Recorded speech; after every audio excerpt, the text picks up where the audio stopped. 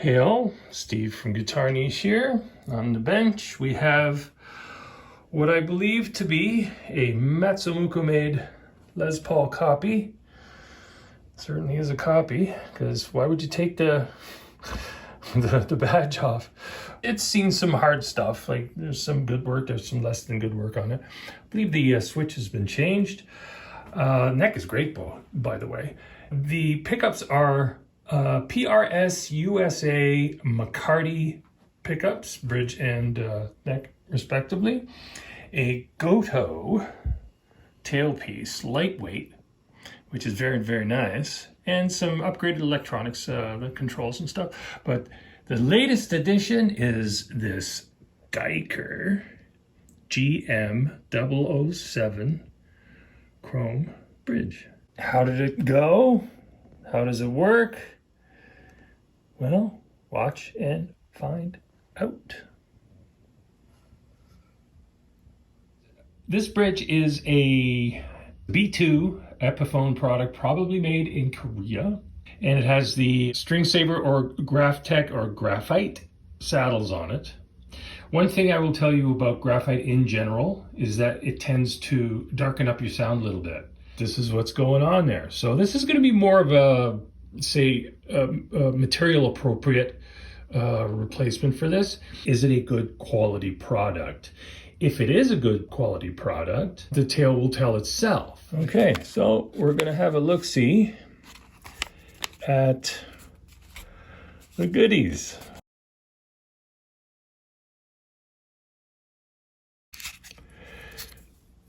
Obligatory Allen key.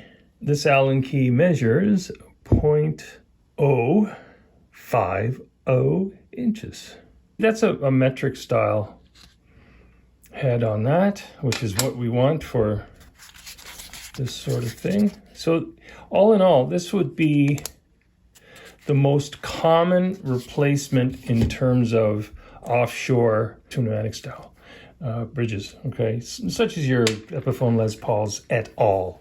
The machining on that is really, really smooth. We're not going to be using these inserts because there's really no need, you know. Just going to leave those original ones in there. The knurl is smooth, so it's plated after the fact. This is what we want to have as our center of attention. So we have the slot screws. How smooth are those? Very nice, very nice. Very little slop here. Now here's an interesting engineering thing here. You'll see that it's an inverted T. So this will never come out, you know, other than sliding into the slot from the face here. This screw on the side here, once you have your intonation set, should lock that in place, make everything rigid that is snugged up. And this screw head, yeah, that's nice and positive now. Like it's got a little, like, you're gonna have some slop in it, but it's locked in place, which is just dandy. Really nice finish. Radius on there should be compatible with 12-inch, maybe even 10-inch. It looks pretty round, but we won't know until we get it on the instrument, but I suspect it should be just fine.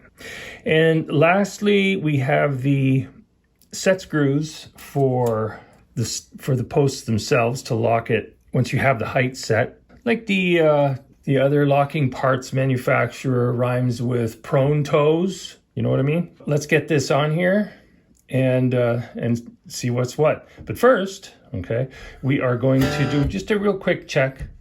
I'll give you my impression of how this sounds, because we're going to look at where are we versus where do we wind up. I'm going to try to get a sense of what it sounds like acoustically and through the amp. Right off the bat, this guitar is lively. Acoustically, it has like a strong mid-range. The bottom end is a little subdued. I think that's the nature of the instrument. And how does it sound with these American PRS McCarty pickups?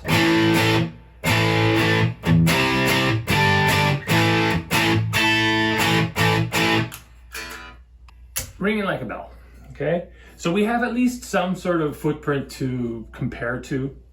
And now we're going to swap out the bridge.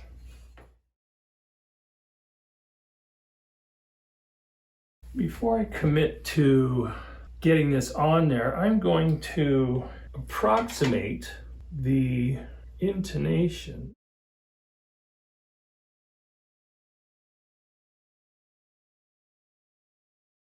So we've got our new bridge on. Installation was pretty straightforward. It went on, no problem. Studs went in, no problem. First thing I did was of course, get the general height set. Then I trued up the height of the strings, and we're going to look at some of the details here. The intonation screws here are held in place on the other side by little spring clips, okay, that keep them from, ultimately they won't fall out. And the last thing I'm going to do is literally lock the rest of it down. Again, it's been intonated, and we're just going to make sure that all these screws are torqued up properly. So what that will do is solidify, unify the whole bridge system. So we will get maximum transfer of energy. And the other benefit is when you take the strings off, with the benefit of the grub screws on the posts, it'll stay put and everything is kind of hunky-dory that way. How does it feel? So far, so good. The machining is great, as I said. What I want to try to do here is I'm just going to snug up these screws. This is actually a good practice in general with any kind of ABR/Nashville style bridge. Okay, you want to make sure that they are positive to the body. That'll just stop them from coming loose and chattering and all that kind of stuff. Very well done on that end, okay?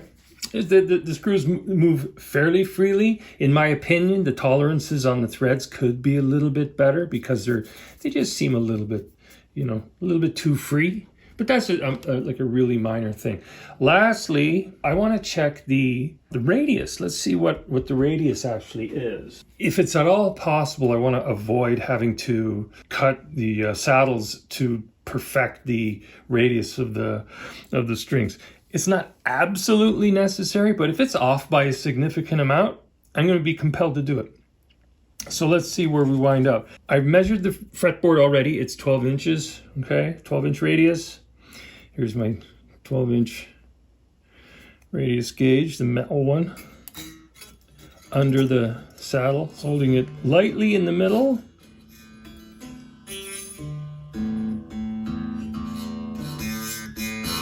If I rock it a little bit, I can get those outside strings to quiet or stop from ringing out. What that tells me is this is a 12-inch radius in the gauge, and if the outside strings are ringing, that means the radius of the strings is a little flatter with respect to the gauge itself.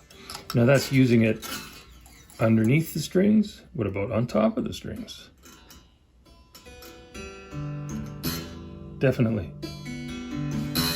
Okay, so our outside strings are muted, inner strings are ringing out pretty clear, which means again that the strings it's a flatter radius than the 12-inch from the top.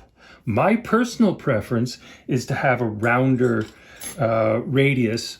I prefer to set the radius from the top of the strings. Reason being, gives the middle strings more air to move because they are a little bit more excitable.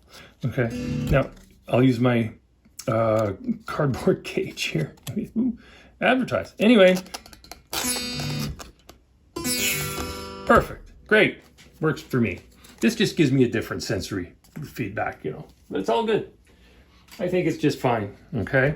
If I were to put an actual number to it, I would say the radius is closer to a 13, maybe even a 14 in specificity, but out of the box, pretty cool. Is there any noticeable difference acoustically? Teeny tiny little bit brighter. As I said, the Graphite tends to allow more of the mid bloom through. Okay, we interpret that as a loss of maybe of high end, sometimes the low end, but that's human nature. Very, very, very, very subtle.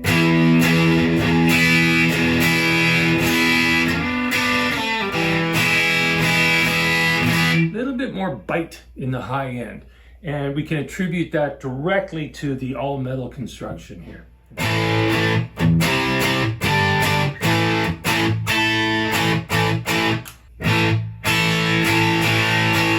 So far so good, really, really solid. Would I recommend it? Yeah.